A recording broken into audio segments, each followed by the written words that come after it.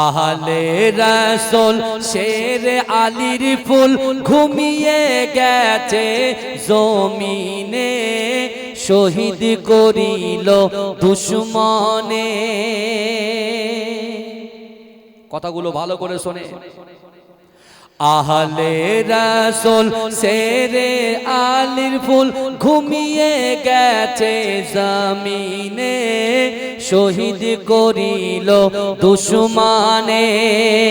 আহলে রাসূল শেরে আলীর ফুল ঘুমিয়ে গেছে জমিনে, শহীদ করিল দুশমনে।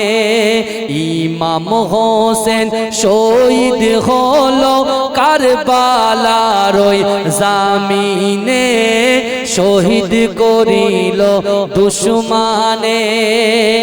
আহলে রাসূল শেরে আলীর ফুল ঘুমিয়ে গেছে জামিনে, শহীদ করিল দুশমনে। ইমাম হোসেন শহীদ হলো কারবালার ওই জামিনে, শহীদ করিল দুশমনে। 10ই মুহররম জুম্মাবারের দিন জুরদের দামামা বেজে ওঠে, তরবারি নিয়ে আলী আকবর কারবালার প্রান্তে ছোটে। লস্করে ইয়াজিদ মারিল তীর আলী আকবরের বদনে, শহীদ করিল দুশমনে। আহলে রাসূল শেরে আলীর ফুল ঘুমিয়ে গেছে জমিনে, শহীদ করিল দুশমনে। ইমাম হোসেন শহীদ হলো কারবালার ওই জামিনে, শহীদ করিল দুশমনে। হোসেনের কোলে শিশু আজগার পানির তরে কাঁদিতে রয়, পানির বদলে এজিদ সেনা তীর মারিল আজগারের সিনায়। আজগারের রক্ত, আজগারের রক্ত টুপিয়ে পড়ে কারবালার ওই ময়দানে। আহলে রাসূল, আহলে রাসূল শেরে আলীর ফুল ঘুমিয়ে গেছে জমিনে, শহীদ করিল দুশমনে। হোসেনের কোলে শিশু আজগার পানির তরে কাঁদিতে রয়, পানির বদলে এজিদ সেনা তীর মারিল আজগারের সিনায়। আজগারের রক্ত টুপিয়ে পড়ে, আজগারের রক্ত টুপিয়ে পড়ে কারবালার ওই ময়দানে, শহীদ করিল দুশমনে। আহলে রাসূল শেরে আলীর ফুল ঘুমিয়ে গেছে জমিনে, শহীদ করিল দুশমনে। 10ই মুহররম জুম্মাবারের দিন জুরতে দামামা বেজে ওঠে, তরবারি নিয়ে আলী আকবর কারবালার প্রান্তে ছোটে। লস্কর ইয়াজিদ মারিল তীর, লস্কর ইয়াজিদ মারিল তীর আলী আকবরের বদনে, শহীদ করিল দুশমনে। আহলে রাসূল শেরে আলীর ফুল, আহলে রাসূল শেরে আলীর ফুল ঘুমিয়ে গেছে জমিনে, শহীদ করিল দুশমনে। আমার ভাইরা যে আলী আসগার পানি পানি করে ছটফট করছিলেন, তাই তো এই কথা বলে না, পানি পানি করে ছটফট করছিল। আর হযরতে রাসূলুল্লাহর প্রাণ প্রিয় ইমাম হোসাইনের প্রাণ প্রিয় হযরতে আব্বাস কালান্দার তিনি বলছেন, এ হোসাইন, আপনার সন্তান যে পানি পানি করে ছটফট করছে, আর ওদিকে ইয়াজিদ বাহিনী পুরো ফুরাত নদীটাকে ঘিরে রেখেছে, আমি তো সহ্য করতে পারছি না, আমি সহ্য করতে পারছি না। অর্থাৎ আমি আহলে বাইতকে এত মহব্বত করি, আজকে যদি আমি আহলে বাইতকে মহব্বত না করি, আজকে যদি হযরত আলীর বংশকে যদি মহব্বত না করি, ফাতেমার সন্তানগুলোকে মহব্বত না করি, কাল কিয়ামতের ময়দানে, কাল হাসরের মাঠে আমি রাসূলুল্লাহর সামনে মুখ দেখাতে পারবো না। আমার রাসূল যদি জিজ্ঞাসা করে যে আমি তোমাদেরকে দ্বীন দিয়েছি, আমি তোমাদের কাছে ইসলাম দিয়েছি, আমি তোমাদের কাছে আল্লাহর কোরআন পড়ে পড়ে তোমাদের বাড়িতে বাড়িতে বন্টন করে দিয়েছি, আর আজকে আমার আহলে বাইতকে নির্মমভাবে হত্যা করলো, আর তোমরা পাশে দাঁড়ালে না। এ কি বুঝলে? কথা বোঝা যাচ্ছে? এর থেকে আমরা কি বুঝি বলেন? এর থেকে আমরা বুঝি যে জীবনে সাকসেস হতে গেলে আল্লাহর রাসূলকে মহব্বত করতে হবে, আহলে বাইতকে ভালোবাসতে হবে। এই যে গজলটা আমি বললাম, এটা নতুন, একদম নতুন কালাম, বুঝতে পেরেছেন? যেখানে যায় বলে হুজুর একটু গজল বলবেন, একটু গজল বলবেন, বুঝতে পেরেছেন? এই গজলটাকে লিখিয়েছি আজকে প্রথম, আজকে দুপুরবেলা, মানে 4টের সময় দিয়েছে, বুঝলেন? 4টের সময় দিয়েছে, গাড়িতে আস্তে আস্তে যতটুকু পেরেছি ততটুকু বলেছি, এইটুকু দিয়েছি, ব্যাস, বুঝতে পেরেছেন? যেখানে যাচ্ছি বলে হুজুর ওরে হুবি বলেন, এই বলেন, সেই বলেন, পাগল করে দেয়, বুঝতে পেরেছেন না? এটা মহব্বত, ভালোবাসা। এই ভালোবাসা সবাই পায়, এটা এই ভালোবাসা দেওয়াটা হচ্ছে আল্লাহর পক্ষ থেকে দেওয়া, কথা বলে, এই আল্লাহর পক্ষ থেকে দেওয়া, কথা ঠিক না ভুল? কথা বলে, আল্লাহর পক্ষ থেকে এই ভালোবাসা কেউ পায় না। অনেকে দেখবে এমনি এমনি করে, কেউ তাকে চেনে না, কিন্তু আমরা যেখানেই যাই আলহামদুলিল্লাহ সেখানে অলরেডি মানুষ একটু এসে সালাম করে, ভাইজান ভালো আছেন তো? দেখেন, ব্যবহার ভালো করবে, ব্যবহার ভালো করে। মানুষ ভুল করবে, ভাই ভুলের ক্ষমা আছে, আমার সামনে কি অনেকে ভুল করে না? অনেকেই ভুল করে, তা কি করবেন? ভুল করলে আর কি করা যাবে? ক্ষমা করতে হবে। কুল্লু মুসলিমুনা ইখওয়ান, একটা মুসলমান অপর মুসলমানের ভাই। আমরা মুসলমান হচ্ছি ভাই ভাই ভাই ভাই ভাই, আমরা অশান্তির মধ্যে কেন যাব? আসুন না, যেমন আজকে আপনাদের ঈদগাহ ময়দানে কে কালো, কে ফর্সা, কে বেটে, কে লম্বা, কোনোদিন দেখা হয় না। কেউ বলে না এই তুই অমুক, তোর গায়ে দাগ আছে, তুই আমার পাশে দাঁড়াবি না। যখন আমরা আল্লাহু আকবার বলে তাকবীরে তাহরিমাটা বাদি, তখন কিন্তু আমরা সবাই যেমন ভাই ভাই হয়ে যাই, ঠিক নামাজ ভাঙার পরেও আমাদেরকে ওইভাবে ভাই ভাই হয়ে থাকতে হবে কি হবে না? কথা বলে, থাকতে হবে। ভাইজান দয়া করে বলছি, একটু সামনের দিকে চেপে আসেন, সামনের সিটগুলো নেন, আমার পরে আমার ভাই আসবে, বুঝতে পারছেন না? আসেন আমার সোনার ভাই, দুঃখ নেবেন না, একটু সামনের দিকে চেপে আসেন, একটু চাপে, একটু চাপে, একটু মহব্বত করে আসেন। বাবাজি আমার উপর রাগ করছেন না? একটু আসেন, ভালোবাসা, মহব্বত, আসেন, একটু আসেন। জিকির করেন লা ইলাহা ইল্লাল্লাহ, লা ইলাহা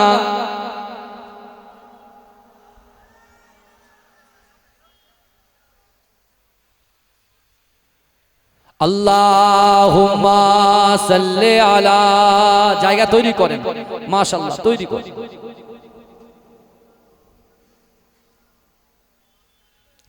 আমার বাবাজিরা, ভাইরা, যে কথা আমি আপনাদেরকে বলছিলাম, আল্লাহ পাক রব্বুল আলামিন কোন কালার দেখেন না, সে ফর্সা কি কালো, সে লম্বা কি খাটো, আল্লাহ সব কালার দেখেন না, আল্লাহ মানুষের অন্তরটা দেখেন। জোরে বলেন, জোরে বলতে হবে ভাই, আর জোরে বলেন না সুবহানাল্লাহ।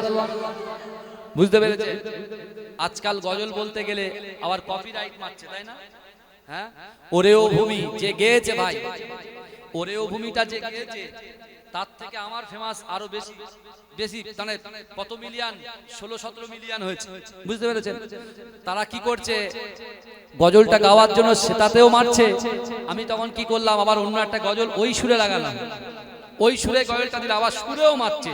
তাহলে কত হিংসা দেখতে পাচ্ছেন ভাই, হিংসা করলে কেউ বাড়তে পারে? এই কথা বলে না। আমি যে গজলটা প্রথমে গেয়েছিলাম ইমাম হাসান হোসেনকে নিয়ে, এটা কিন্তু আলফাজ ভাইয়ের লেখা গজল।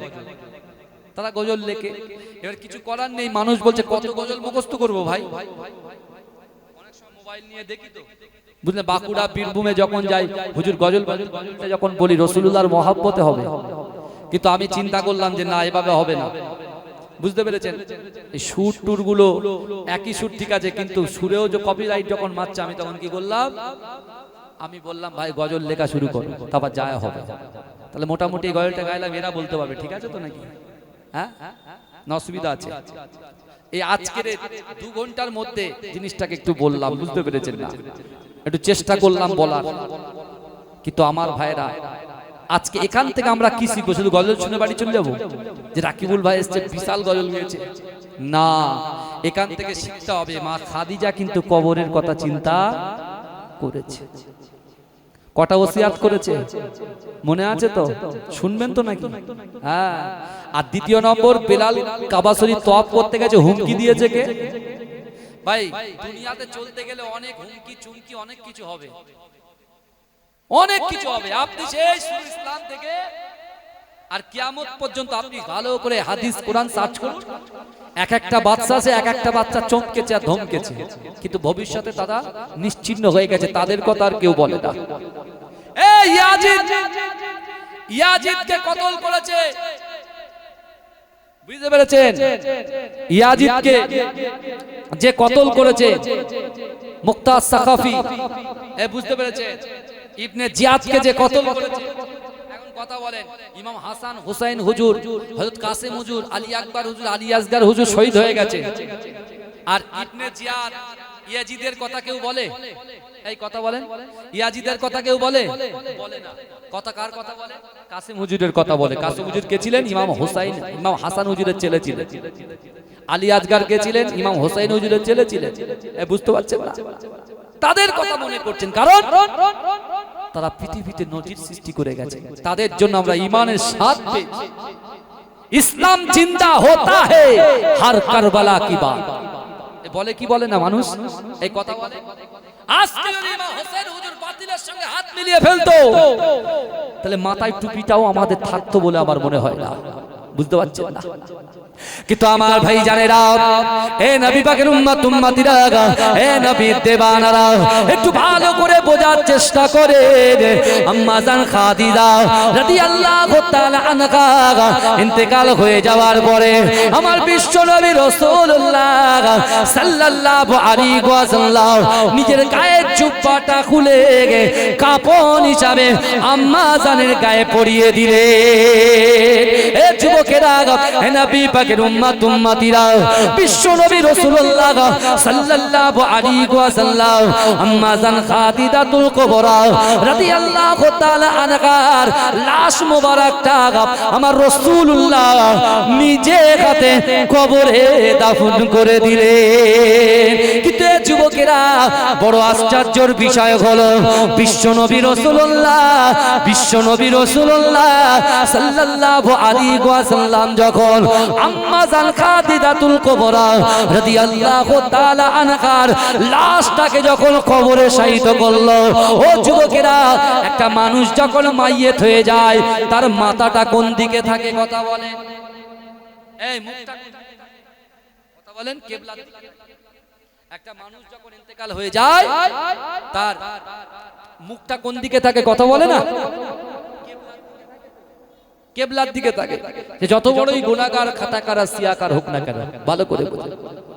কিন্তু আমাদের আম্মা জানকে যখন হায়াতুন নবী আকায়ে মাওলা মুহাম্মদ রাসূলুল্লাহ যখন লাশ মোবারকটা কবর মোবারকে শুইয়ে দিলেন, মুখটা আসমানের দিকে আছে। রাসূলুল্লাহ কতবার কিবলার দিকে দিতে গেলেন, কিন্তু মুখটা সোজা আসমানের দিকে আছে। রাসূল তো বুঝতে পারছে না কারণ কি। এই শুনছে, এই আমার রাসূল হচ্ছেন আমার আল্লাহ পাকের বন্ধু, আর সেই বন্ধুর উম্মত হলাম আমরা। জোরে বলবেন না, জোরে বলবেন না। সুবহানাল্লাযী আসরা বিআবদিহি লাইলাম মিনাল মাসজিদিল হারাম ইলাল মাসজিদিল আকসা, কাবা ঘর থেকে বাইতুল মুকাদ্দাস ফিলিস্তিন থেকে সপ্তম আসমান ভেদ করে আল্লাহর রাসূল যখন জান্নাত জাহান্নাম থেকে আল্লাহর সামনে দাঁড়িয়েছিলেন, আল্লাহ বলছে হাবিবুল্লাহ গো, আমি দুটো জিনিস সৃষ্টি করেছি, একটা হলো জান্নাত আর একটা হলো জাহান্নাম। এই শুনছেন ভাইজান? আল্লাহর রাসূল বলছে, আল্লাহর রাসূলকে আল্লাহ বলছে হাবিব, যারা একবার জান্নাতে যাবে তারা জিন্দেগিতে আর জান্নাত থেকে বেরোবে না। আর জাহান্নামে দুটো দল যাবে। এই জাহান্নামে কটা দল যাবে? জোরে বলেন, জোরে বলেন। দুটো দল যাবে। কে কে যাবে? কাফের মুশরিকদের একটা দল যাবে, এই আবু জাহাল, ইয়াজিদ, বুঝতে পেরেছেন, ইবনে জিয়াদ, এদের দল যাবে আগে। কোথায়? আর দ্বিতীয় নম্বর দলে কে থাকবে? ঈমান আছে কিন্তু আমল নেই। ঈমান আছে রোজা নেই, ঈমান আছে যাকাত নেই, ঈমান আছে বাপ মায়ের মহব্বত। এ মাদ্রাসার ছেলেরা যারা চলে যাচ্ছে তাদেরা যাক, কিন্তু ওই জায়গাগুলো একটু গ্যাপ পূরণ করেন তো।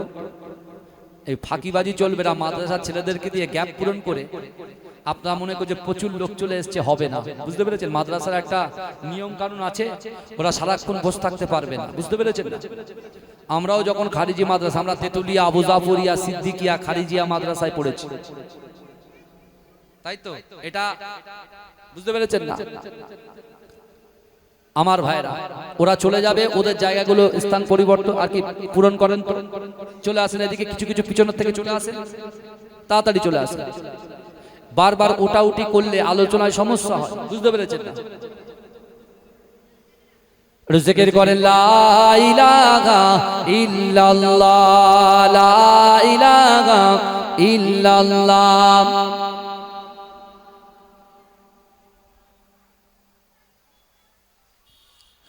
আমার মরণ যদি হয় সোনার মদিনায়, আমার দাফন যদি হয় সোনার মদিনায়, ওই মদিনার ধুলা বালি লাগবে আমার গায়।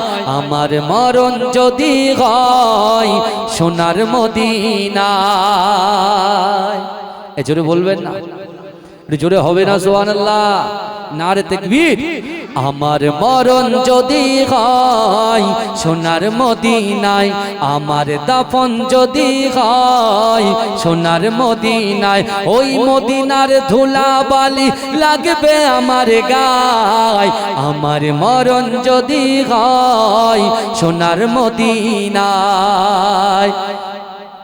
সোনার মদিনায় গিয়ে চুম্বন নবীর পায়, সালাম আমি দেব গিয়ে নবীজির রওজায়। জোরে বলেন না?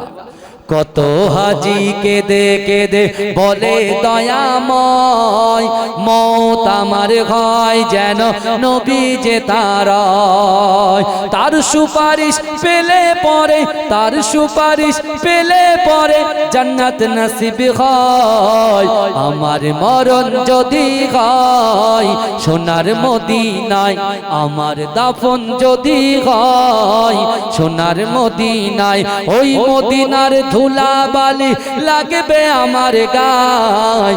আমার মরণ যদি হয় সোনার মদিনায়, রওজা নবীর দেখলে পরে প্রাণটা ভরে যায়, নয়ন যুগল অশ্রুজরে পলক ভিজে যায়। রওজা নবীর দেখলে পরে প্রাণটা ভরে যায়, নয়ন যুগল অশ্রুজরে পলক ভিজে যায়। মনে আমার আশা জাগে, মনে আমার আশা জাগে, দিদার যেন হয়। আমার মরণ যদি হয় সোনার মদিনায়, আমার দাফন যদি হয় সোনার মদিনায়, ওই মদিনার ধুলা বালি লাগবে আমার গায়। আমার মরণ যদি হয় সোনার মদিনায়।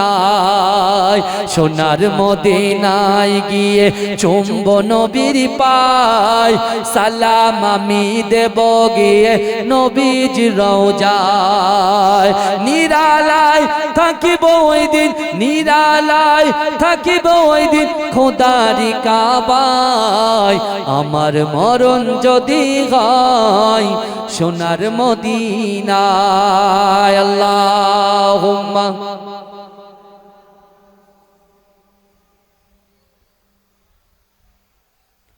আমার বাবাজিরা ভাই ভালো করে বোঝার চেষ্টা করে বিশ্ব নবী রাসূলুল্লাহ আম্মা জান খাদিজা রাদিয়াল্লাহু তাআলা আনহাকে কবর মোবারকে শুইয়ে যখন দিচ্ছেন এই তার মুখটা কোন দিকে আছে এই কথা বলেন আসমানের দিকে আছে সোজা হয়ে আমার রাসূল চিন্তা করছে হলো কি ভাই স্বাভাবিক আমাদের বাপ দাদা দাদি নানা নানি যারা চলে গেছে আমরা তো নিজেরা দেখে এসেছি মুখটা কোন দিকে আছে কিবলার দিকে আছে কিন্তু হঠাৎ করে যদি সোজা থাকে আমাদের ভয় লাগবে কি লাগবে না এই অনেক সময় দেখবেন মাইয়ের গাল হা করে থাকে অনেক সময় দেখবেন মাইয়ের চোখটা চেয়ে থাকে কি করণীয় আমাদের সেই সময় কি করব আমরা কথা বলেন আমরা তখন সূরাতুল ফাতিহা পড়ব সূরা নাস পড়ব সূরা ফালাক পড়ব সূরা ইখলাস পড়ব যে যতটা সূরা আমরা পারি সেগুলো পড়ে বিসমিল্লাহ বলে চোখ একটু কি করব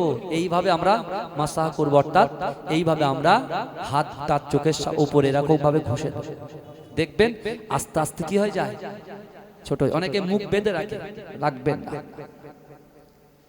ভাইজান আমাদের গায়ে যখন আমরা দরজা বন্ধ করি বাড়ির দরজার ওই কোনটায় যদি হাত যায় আর দরজা যদি বন্ধ করে যায় কেমন লাগে বলেন তো জীবনে কেউ না কেউ একবার এই টেস্ট আমরা পেয়েছি এ কথা ঠিক না বল বলেন এই টেস্ট আমরা পেয়েছি না পাইনি আমরা পেয়েছি ওফ গাড়িতে হাত রেখে দিয়েছি ভক্তর তো আলহামদুলিল্লাহ অভাব নাই কথা বলতে বলতে শাটাং করে গেট মারলো বুঝলে পুরো একদম হাত কোথায় গেটের তলায় চোখ দিয়ে টপ টপ করে পানি পড়ছে হুজুর দোয়া করবেন হুজুর দোয়া করবেন হুজুর যে বদদোয়া করে দেবে সে বুঝতে হুজুরের হাত কোথায় সে গাড়ির বলেন দরজার ভিতরে ওরে ভাই তাড়াতাড়ি খোল তাড়াতাড়ি খোল হুজুরের কাছ থেকে দোয়া নেওয়ার আগে হুজুর রেগে চোখ মুখ লাল হয়ে গেছে ভাই আগে পালা এখান থেকে পানি লিয়াই বুঝলেন থমজম লিয়াই এই নিয়াই সেই নিয়াই নানান রকম কাজ কিন্তু ভাই যাই সাত পেজে যে কষ্ট একটা মাইয়ের যখন ইন্তেকাল হয়ে যায় তার শরীর টোটালটাই কি হয়ে যায় ব্যথা হয়ে যায় বুঝতে পারছেন আজরাইল যখন সামনে আসে এই রূহটা আমাদের শরীরে যে রূহটা আছে এই রূহটা একবার এদিকে পালায় একবার ওদিকে পালায় আজরাইলকে দেখে ছোটাছুটি করে দেখবেন ঘেমে যায় অনেকে টয়লেট করে ফেলে বাথরুম পর্যন্ত করে ফেলে কথা ঠিক না বল আল্লাহ যেন এরকম মৃত্যু আমাদের কাউকে না দেন আল্লাহ যেন আসানের সাথে জুম্মার দিনে অথবা মদিনাতুল মুনাওয়ারাতে অথবা কাবা শরীফ তওয়াফ করতে করতে এবং নামাজের মাসাল্লার পাটিতে আল্লাহ যেন আমাদেরকে মৃত্যু দেন বলুন আমিন বলবেন না আল্লাহুম্মা আমিন কিন্তু আমার ভাই জানেরা এ নবী পাকের উম্মত উম্মতিরা এ নবী পাকের দিওয়ানারা বিশ্ব নবী রাসূলুল্লাহ সাল্লাল্লাহু আলাইহি ওয়াসাল্লাম আম্মা জান খাদিজাতুল কুবরা রাদিয়াল্লাহু তাআলা আনহার লাশ মোবারকটা যেই না কবরে রাখলেন ও যুবকেরা আম্মা জানের মুখটা কিবলার দিকে না গিয়ে আসমানের দিকে যখন আছে বিশ্ব নবী রাসূলুল্লাহ ঝরঝর ঝরঝর করে কাঁদতে লাগলেন ও যুবকেরা আমার আল্লাহ পাক রব্বুল আলামিন আমার আল্লাহ পাক রব্বুল আলামিন জিবরাইলকে ডাক দিলেন ও জিবরাইল চলে যাও আমার হাবিবুল্লাহর কাছে চলে যাও আমার হাবিবুল্লাহকে গিয়ে বলো আমার হাবিবুল্লাহর স্ত্রী আম্মা জান খাদিজাতুল কুবরা রাদিয়াল্লাহু তাআলা আনহার মুখটা কিবলার দিকে যাবে না মুখটা আসমানের দিকে থাকবে কারণ তিনি দ্বীনের জন্য ইসলামের জন্য অনেক ত্যাগ তিনি স্বীকার করেছেন, অনেক কষ্ট তিনি করেছেন। আল্লাহ পাক রব্বুল আলামিন বিশ্ব নবী রাসূলুল্লাহ সাল্লাল্লাহু আলাইহি ওয়াসাল্লাম খাদিজার উপরে খুশি হওয়ার জন্য আল্লাহ তার উপরে খুশি হয়ে আজকে খাদিজাকে আমার আল্লাহ পাক ওই কবর থেকে আল্লাহ রাসূলের স্ত্রী আম্মা জান খাদিজা আমার আল্লাহকে দেখবে, আর আমার আল্লাহ পাক খাদিজার দিকে তাকিয়ে তাকিয়ে দেখবে। এই জোরে বলেন না সুবহানাল্লাহ। বলে এই কারণে মুখটা কিবলার দিকে হবে না, সোজা আসমানে আল্লাহর দিকে আছে। জোরে বলুন না সুবহানাল্লাহ। কিন্তু আমার ভাই জানেরা, হে নবী পাকের উম্মত উম্মতিরা, হে নবী দিওয়ানারা, আম্মা জান খাদিজা যে তিনটে ওসিয়াত করেছিল, এক নম্বর কাফনটা আমার রাসূলুল্লাহ জুব্বা দিয়ে করেছিল। এ যুবকেরা, দ্বিতীয় নম্বর আমার রাসূলুল্লাহ আম্মা জানের কথা রাখার জন্য নিজের হাত মোবারক দিয়ে বিশ্ব নবী রাসূলুল্লাহ সাল্লাল্লাহু আলাইহি ওয়াসাল্লাম নিজের স্ত্রীর লাশটা নিজেই কবর মোবারকে শুইয়ে দিলেন। ও যুবকেরা, তৃতীয় নম্বর আল্লাহর রাসূল কবর ছেড়ে যায় না, আমার দয়ার নবী রাসূলুল্লাহ সাল্লাল্লাহু আলাইহি ওয়াসাল্লাম আম্মা জানের কবরের পাশে দাঁড়িয়ে আছে। ও যুবকেরা, আমার আল্লাহ পাক রব্বুল আলামিনের হাবিব, আমার আল্লাহ পাক রব্বুল আলামিনের দোস্ত যখন কবরের পাশ দিয়ে একটু এগোয় না, ওই সময় আল্লাহ পাক জিবরাইলকে বললেন, ও জিবরাইল তুমি চলে যাও, চলে যাও, আমার হাবিবুল্লাহকে গিয়ে বলো আমার হাবিব যেন বাড়িতে চলে যায়, আমার হাবিব যেন কবর ছেড়ে দিয়ে চলে যায়। জিবরাইল যখন রাসূলুল্লাহকে বললেন, আল্লাহর রাসূল বলছে না না না, আমি কবর ছেড়ে যাব না। আমার খাদিজা শুরু ইসলামের জন্য কাফেরদের সঙ্গে লড়াই দিয়েছে, অর্থ দিয়েছে, সম্পদ দিয়েছে, বুদ্ধি দিয়েছে, শ্রম দিয়েছে। আমি রাসূলুল্লাহ আমার খাদিজার হয়ে গেছি। না না না, আমার খাদিজা কবরের সওয়ালের জবাবটা আমি রাসূলুল্লাহ দেওয়ার কথা আছে।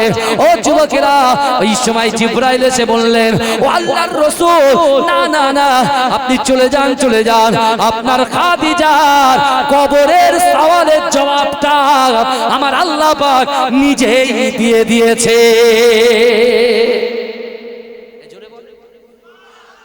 চিৎকার দিয়ে বলবেন না সুবহানাল্লাহ। নারে তাকবীর, নারে তাকবীর। চিন্তা করে, আমি আপনি যদি খাঁটি মুসলমান হই, আমি আপনি যদি খাঁটি ইমানদার হই, আমি আপনি যদি কোরআন তেলাওয়াত করি, আমি আপনি যদি বাতিলের বিরুদ্ধে দাঁড়িয়ে আল্লাহর রাসূলের কথা, কাজ, আল্লাহর কথাগুলো মানুষের কাছে যদি বন্টন করতে যেও যদি চিরচ্ছেদ হয়ে যায়, তাতে করে আল্লাহ আমাদের কি আতা করবে? জান্নাতের উচ্চ মাকাম আতা করবে। জোরে বলুন না সুবহানাল্লাহ। জোরে বলবেন না। চিন্তা করেন, আম্মা জান খাদিজা কবরের কথা ভাবছেন, তিনি ওসিয়াত করে যাচ্ছেন, আমি আমার সন্তানকে ওসিয়াত করব, বাপ আমি যখন ইন্তেকাল করব, তুমি তো মাদ্রাসায় পড়াশোনা করো বাপ, ইন্তেকালের পরে বাপ আমার কবরে গিয়ে একটু কবরটা জিয়ারত করিস। আর এখন বলছে কবর জিয়ারত করা নাকি বেদাত। বলে কবর জিয়ারত বেদাত। কে বলেছে ভাই? মুফতি আজম মেজলা হুজুর পীর কেবলার ফতোয়া, বসিরার আল্লামা হুজুরের ফতোয়া। আহমদ আলী হামিদ জালালি, যিনি ফুরফুরা ফাতিয়া টাইটেল মাদ্রাসার প্রথম সুপারিনটেনডেন্ট ছিলেন, আহমদ আলী হামিদ জালালি রাহমাতুল্লাহ, আমার পদ্দাদা, বুঝতে পেরেছেন? মাঝরাটি পীর সাহেব হুজুরের আব্বা জান, তিনি ওই ফুরফুরা ফাতিয়া টাইটেল মাদ্রাসার 25 থেকে 30 বছর খিদমত করেছেন সুপারিনটেনডেন্ট হিসেবে। কই তারা তো একবারও কোনো কিতাবে লিখে যায়নি কবর জিয়ারত করা বেদাত। আর এই 50 বছর, বুঝতে পারছেন না, 100 বছর তাও হয়নি, এর ভিতরে মানুষের ভিতরে কি এমন হলো যেরা বলছে কবর জিয়ারত বেদাত, পীর মানা বেদাত, কারবালা প্রান্তরের কথা বলা এসব বেদাত, এ বলছে মাকরু, এ বলছে মুবা, এ কথা বলে। আমি বলছি ভাই, তোমার হাতে মোবাইলটা রাসূলুল্লাহ জামানায় মোবাইল ছিল না, তা আমাদের হাতে মোবাইল আছে, এটা কি হবে তাহলে? এই কথা বলে। আপনি যারা কোরআন হাদিস সম্পর্কে জ্ঞান রাখেন না, আপনি তাদের কাছে ফটফট ফটফট করে চলে যাচ্ছেন, তাই না? রাসূলকে ওসিয়াত করছেন আম্মা জান, তাহলে ওসিয়াত আমরা আমাদের সন্তানদের করে যেতে পারি কি পারি না? কথা বলে না। হ্যাঁ, আপনার বাড়ির পাশে মাদ্রাসা, এই যে মাদ্রাসা দুটো আছে আলহামদুলিল্লাহ, বিশ্বাস করেন কত কবরের আযাব, এই যে মাদ্রাসাগুলো আছে কত কবরের আযাব আল্লাহ মাফ করে দিচ্ছে মাদ্রাসার জন্য। ছেলেরা পঠন পাঠন করে, কোরআন হাদিসের আলোচনা সব এখানে পড়ানো হয়। এই বুঝতে পারছেন না আমার ভাইরা? অনেক কিছু হবে। একটু গরু খাওয়া যেই বন্ধ হয়ে গেছে মাথা খারাপ, বলে যা সব শেষ হয়ে গেল গো, সব শেষ হয়ে গেল। আমি বলছি এই গরুর সাথে কি কুরবানি ঈদের কোনো সম্পর্ক আছে? তো আমাদের বানানো তৈরি করা জিনিস, এই কথা বলে না। কুরবানিতে আমরা গরু দিই কেন? গরু এই জন্য দেই, গরুতে 7টা নাম দেওয়া যায়, এটাই হচ্ছে আমাদের কি, হ্যাঁ হ্যাঁ, মোটামুটি 7 জনের নাম দেওয়া যায়। কুরবানি কারা করবে? যাকাত কারা দেবে? এই কথা বলেন। দান কারা করবে? বলেন। যারা ধনী ব্যক্তি, যারা সাহেবে নিসাব, তারা করবে। আর খাসি দিলে কি হয়? একটা নাম। বকরি দিলে একটা নাম। দুম্বা দিলে একটা নাম বসাতে, একটা নাম। আর কুরবানিতে গরু দেয়, গরুতে 7টা নাম আছে।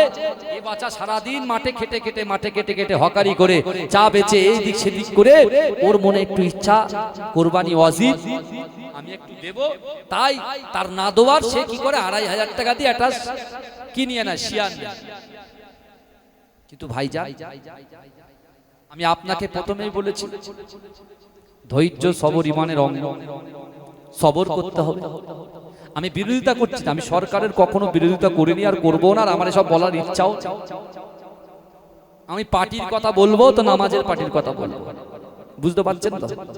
আর যে সমাজের জন্য কাজ করবে, মানুষের জন্য ভাববে, মায়েদের জন্য ভাববে, তার জন্য কলিজা কেটে দিয়ে দেবো। যা, এই কথা ঠিক না ভুল? কথা বলেন, কথা বলে না, হ্যাঁ না কিছু বলবেন তো?